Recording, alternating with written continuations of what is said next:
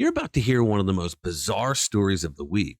It's got everything: an illegal alien with ties to MS-13, a virtue signaling U.S. senator, and a sympathy tour to El Salvador that you truly have to hear to believe. In this video, we break down a Democrat senator's bizarre plan to show solidarity with a man deported for being in the country illegally, and not just any man, but someone reportedly connected to one of the most violent gangs on the planet, MS-13. And the left, they're throwing a tantrum over it. Now, you'd think with how bad the Democrats are polling, they'd at least pretend to care more about the American people than illegal aliens with links to terrorists. But this isn't your grandfather's Democratic Party. Not too long ago, a mother of 5 was brutally murdered in Maryland by another illegal alien from El Salvador. And the Democrats? Not a word. No outrage, no candlelight vigil, just cold, calculated silence. Let's get into it. Hey guys, welcome back to the channel. Okay, picture this: an illegal alien living in Maryland with alleged ties to MS-13, a gang so violent the U.S. government classified it as a foreign terrorist organization, is deported. Sounds like common sense, right? Now enter Democratic Senator Chris Van Hollen of Maryland. The man sees this deportation and decides, you know what I'm going to do?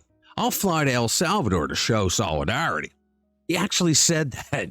You seriously can't make this stuff up. Van Hollen said he'll go to El Salvador to show solidarity if President Donald Trump doesn't bring back Kilmar Abrego Garcia, a Salvadoran national who was living illegally in Maryland and got deported in what some officials have called an administrative error. What's that all about? Because, you know, when someone connected to MS-13 gets kicked out, the obvious response is to rally around them like they're some kind of misunderstood poet. Administrative error or not, he does not belong in this country. He's got a wife and kids. He does not belong in this country, but we can't separate his family. That would be cruel.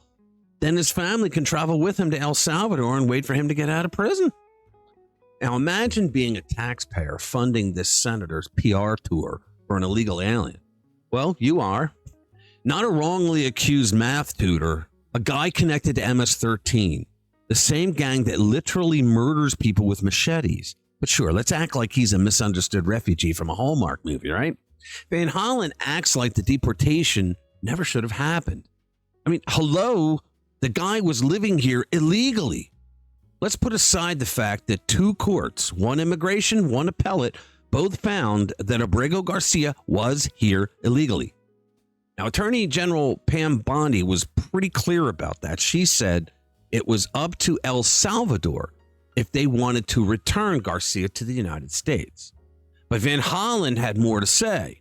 He said, as you indicated, the Trump administration itself has admitted that he was abducted and sent to this prison in error, and he should get his due process. First of all, the guy was not abducted.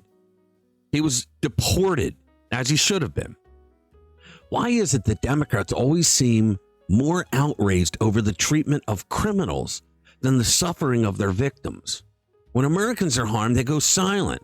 But when the perpetrator is an illegal alien, suddenly it's a cause worth fighting for. More on that in a minute. Here is Senator Van Hollen virtue signaling for an illegal alien with ties to the terrorist group MS-13, demanding that the Trump administration and or the president of El Salvador return the illegal alien from his home country back to the United States. This is just genuinely bizarre. Give it a watch. Comments of President Bukele, and I look forward to meeting with him. I've requested to meet with him. I reached out to the ambassador here to ask to meet while he's here. But I've also made clear if we can't meet here, I do intend to go to El Salvador to discuss the release of this individual who is illegally detained. Illegally detained. Man who's the father of 3 in a notorious prison in El Salvador. And I believe the president of El Salvador will recognize why it's important to allow him to return to the United States of America. Well, you're going to be wrong about that. We got a video on that coming up. Because it is absolutely unjust and illegal to have this Marylander detained one more day in a notorious prison in El Salvador. Of course, President Trump could have just said, bring him home. Of course he could have done that. But this is an administration that has lied about Mr. Abrego Garcia, right? The vice president of the United States tweeted out that he had a criminal record. That was a lie. It's not a lie. They're just lying. They've gotten caught lying. They don't want to admit it.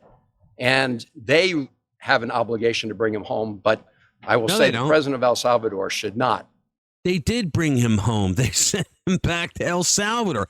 That is his legal home. Now take it upon himself to say that he is detaining him for one more day, because that is kidnapping. I understand that the Attorney General said that we would provide a plane to bring him home. So all the president of El Salvador has to do now is hand over and release an innocent man. Well, he just lied because Pam Bondi said that it's up to El Salvador.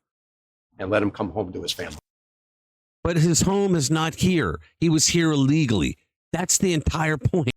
All right, so here is the president of El Salvador, Nayib Bukele, responding to reporters who are asking him if he will return Abrego Garcia back to the United States. I mean, how stupid are these reporters? Give it a watch. How can I return him to the United States? Like, I smuggle him into the United States, or what do I do? Of course, I'm not going to do it. It's like, the question is preposterous. How can I smuggle a terrorist into the United States? I don't have the power to return him to the United States. I mean, this guy took El Salvador, which was the most dangerous place on the planet, for reals, and he changed it to be one of the safest places on the planet. You know why? Because he has this giant maximum security prison, and he put all the violent prisoners inside that maximum security prison. Now, this jackass Democrat senator is demanding that the president of El Salvador smuggle one of his citizens who was labeled a terrorist by his association with terrorist gangs into the United States. I mean, when God was giving out brains, Van Hollen must have been standing in line holding a thimble. See, and here's another thing. Van Hollen and the media are referring to Garcia as a Maryland man, as if he was born and raised in Maryland. Excuse me? He is no more a Maryland man than I am Mary, Queen of Scots. Now, let's not gloss over the key part here. Garcia was in the country illegally. And to make things even worse, he has connections with the group MS-13. Now, here's a part that's really rich. A court gave Garcia a temporary reprieve in 2019, claiming he'd be targeted by gangs back home. So wait, to avoid gang violence, we let someone in tied to a gang that kills people with machetes right here on U.S. soil.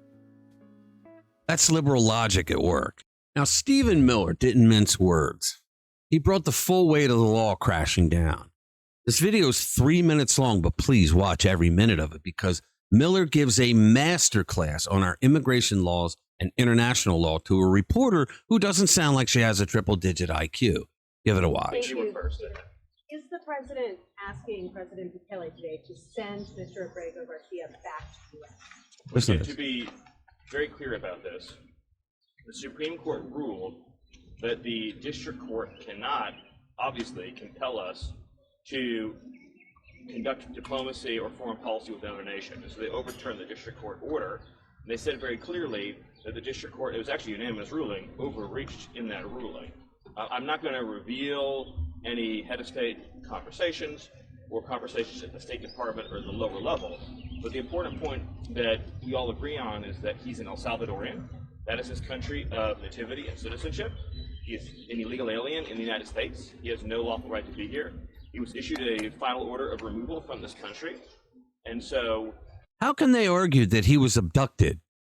He was issued a final order that he was going to be deported. They did everything according to the law. It's up to El Salvador and to the government and the people of El Salvador what the fate of their own citizens is. We can't extradite citizens of foreign countries to our country over the objection of those countries. Obviously, to do that would be a monstrous violation of international law. We can't go into other countries and kidnap their citizens and then take them back into our country. That's exactly what Van Hollen is arguing for. To El Salvador and their own. To send him back, right? But it's their own citizen, right? This is So remember, this whole entire conversation has been wrong from the beginning because nobody was mistakenly deported anyway. That's like the big fact that all of you, most of you, have gotten wrong. No one was mistakenly sent anywhere. The only mistake that was made is a lawyer put an incorrect line in a legal filing and they've since been relieved of duty. He is El Salvadorian. He is an illegal alien. He was deported to El Salvador. I would welcome anyone here to tell me what country they think we should be sending El Salvadorian illegal aliens to. Didn't a judge order that he not be deported to El Salvador 5 years ago? So what you're referring to is an immigration judge. So that's Article 2, not Article 3. Did you hear what he just said? It's an immigration judge that she just mentioned. Well, like, you see how they're fighting for an illegal? A judge 5 years ago said that he shouldn't be deported. That was an immigration judge. Do you know what that means? Immigration judges do not work in the judicial branch. They work in the executive branch. So there was no Article 3 restraint on his removal.